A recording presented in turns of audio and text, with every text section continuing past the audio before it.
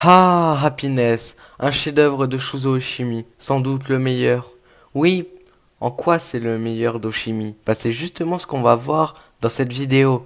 Allez, installe-toi confortablement, on se retrouve tout de suite après le générique.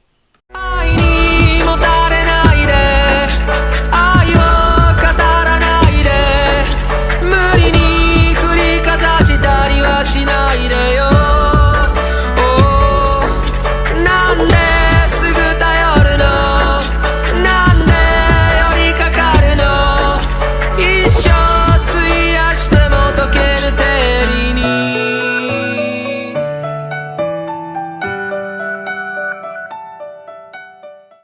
Déjà, qu'est-ce que c'est Happiness? Donc en gros, Happiness est un manga écrit et dessiné par Shuzo Oshimi, donc mon mangaka préféré. Ça nous parle d'un adolescent banal. Il est au lycée, c'est une victime. Un soir, il se rend compte qu'il a oublié de rendre des DVD. Et il sort, puis il se fait agresser par une fille. Cette fille s'appelle Nora. Elle lui saute dessus et elle le mord et il lui demande est-ce que tu veux mourir ou devenir comme moi? Et il répond je ne veux pas mourir, je ne veux pas mourir. Et il se réveille dans un hôpital et on peut voir qu'il ne supporte pas la lumière. Et autre chose, il a très soif. Une soif pas normale. Après cela, il devient autrement. Il change de comportement. Petit exemple, il voit ses camarades de classe différents. Et on peut comprendre tout de suite par quoi il est attiré. Et l'histoire est vraiment bien, je ne vais pas aller plus loin sur l'histoire, j'ai prévu quelques vidéos sur Happiness, mais en gros c'est un très bon manga, pour le moment je ne suis que au tome 4 sur 10.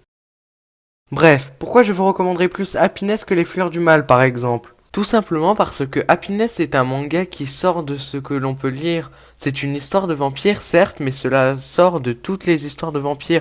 Ce terme utilisé n'est rien d'autre qu'un prétexte pour détruire les personnages.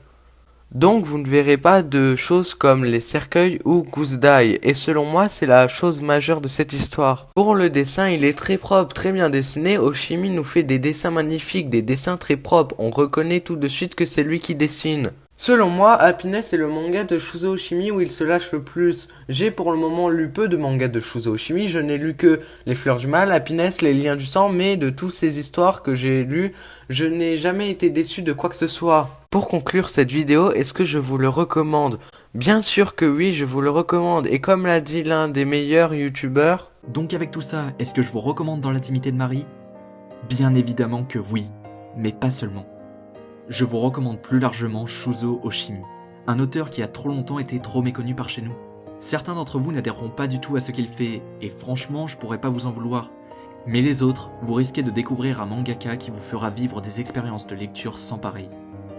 Et c'est pour cela que j'aimerais vous dire de ne pas seulement lire ces mangas, mais également de les soutenir sur le marché. Pas seulement...